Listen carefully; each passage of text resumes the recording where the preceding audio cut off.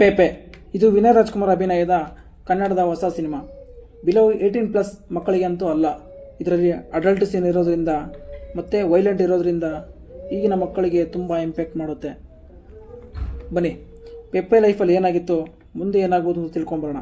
ಹೋಗೋಕ್ಕಿಂತ ಮುಂಚೆ ನಮ್ಮ ಈ ಪುಟ್ಟ ಚಾನಲ್ಗೆ ನಿಮ್ಮ ಆಶೀರ್ವಾದ ಸದಾ ಇರುತ್ತೆ ಅಂತ ಭಾವಿಸ್ತಾ ಮುಂದಿನ ವಿಷಯಕ್ಕೆ ಹೋಗೋಣ.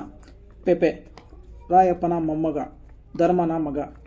ಜೀವನದಲ್ಲಿ ಏನಾಗಿತ್ತು, ಯಾಕೆ ಪೆಪ್ಪೆ ಅಷ್ಟು ಹೀನವಾಗಿ ಎಲ್ಲರ ವಿರುದ್ಧ ನಡ್ಕೋತಿದ್ದಾನೆ, ಅವನು ತನ್ನ ಮನೆಯವರಿಗೆ ಕೆಟ್ಟವನಾಗಿ ಊರು ಉದ್ಧಾರ ಮಾಡ್ತಿದ್ದಾನ ಅನ್ನೋದು ನಾವು ಇನ್ನೇನು ಕೆಲವು ತಿಂಗಳಲ್ಲಿ ಥಿಯೇಟ್ರಲ್ಲಿ ನೋಡಬೇಕು. ಬಹಳ ವರ್ಷಗಳ ನಂತರ ಮಯೂರ್ ಪಟೇಲ್ ರವರು ಈ ಸಿನಿಮಾದಲ್ಲಿ ಕಾಣಿಸ್ಕೊಳ್ತಿದ್ದಾರೆ. ಅವರ ಪಾತ್ರ ಹೇಗೆ ಡಿಸೈನ್ ಮಾಡಿದಾರಂತ ನಾನಂತೂ ನೋಡೋಕ್ಕೆ ಕಾಯ್ತಾ ಇದ್ದೀನಿ.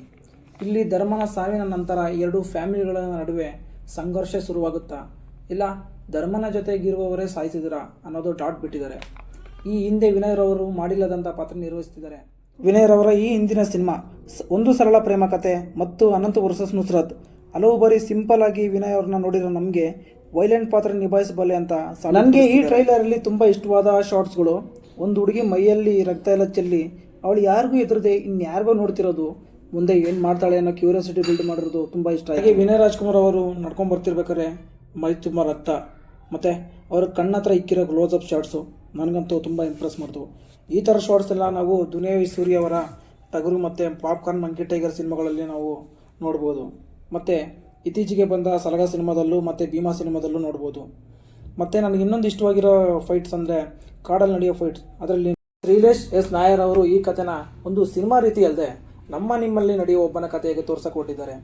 ಇವರ ಕಥೆಗೆ ಪೂರ್ಣಚಂದ್ರ ತೇಜಸ್ವಿಯವರು ಸಾಥ್ ಚೆನ್ನಾಗಿ ಕೊಟ್ಟಿದ್ದಾರೆ. Cinematography Abhishek S Kasaragod. ಕಾಲ್ಪನಿಕ ಕಥೆಗೆ ನಮ್ಮ ನಡುವೆ ನಡೆಯೋ ಥರ ನ್ಯಾಚುರಲ್ ಆಗಿ ತೋರಿಸಿದ್ದಾರೆ. ಪೆಪ್ಪೆ ಇದೇ ತಿಂಗಳು 30ಕ್ಕೆ ರಿಲೀಸ್ ಆಗ್ತಿದೆ. ಎಲ್ಲರೂ ಕನ್ನಡ ಸಿನಿಮಾನ ಥಿಯೇಟ್ರಲ್ಲೇ ನೋಡಿ. ನನಗಂತೂ ಈ ಟ್ರೈಲರ್ ತುಂಬ ಇಷ್ಟ ಆಯಿತು. ನಿಮಗೇನು ಅನ್ನಿಸ್ತು ಅನ್ನೋದು ಕಮೆಂಟ್ ಮೂಲಕ ತಿಳಿಸಿ. ಇತ್ತು ಇವತ್ತಿನ ರಿವ್ಯೂ. ನನ್ನ ವಿಡಿಯೋದಲ್ಲಿ ಏನೇ ಬದಲಾವಣೆ ಆಗಬೇಕು ಅಂದರೆ ದಯವಿಟ್ಟು ತಿಳಿಸಿ. ಮತ್ತು ಯಾವ ಥರ ಕಂಟೆಂಟ್ ಮಾಡಬೇಕು ಅನ್ನೋದು ಹೇಳಿ. ಹೋಪ್ಫುಲಿ ನಿಮಗೆ ಇಷ್ಟ ಆಗಿದೆ ಅಂದ್ಕೊತೀನಿ. ನಮ್ಮ ಚಾನಲ್ಗೆ